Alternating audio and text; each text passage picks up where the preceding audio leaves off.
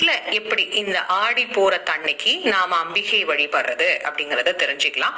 எப்போதும் போல வீட்டுல நாம செய்யக்கூடிய நைவேத்திய பொருட்கள் வழிபடுவதற்கு தேங்காய், வாழைப்பழம், வெற்றிலை பாக்கு, எலுமிச்சம் பழம் இந்த மாதிரி எல்லாத்தையும் தயார் பண்ணி வச்சுக்கிட்டு, முக்கியமா ஆடி பூரத்தன்னைக்கு நம்ம வீட்டுல இருக்கக்கூடிய அம்பிகையினுடைய திருவுருவ படத்திற்கு கண்ணாடி வளையலினால் செய்யப்பட்ட மாலை ஒன்று அணிவித்து நாம வழிபடலாம்.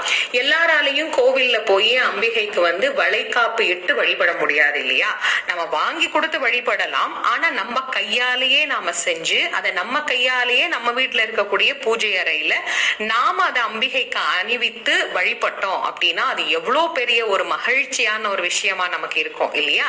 அதனால கண்ணாடி வளையல்ல மாலை செய்து அதை அம்பிகைக்கு நாம் அணிவித்து நாம அன்னைக்கு நம்முடைய வழிபாட்டை செய்துட்டு நம்ம வீட்டுல இருக்கக்கூடிய எல்லா பெண்களுக்குமே இந்த கண்ணாடி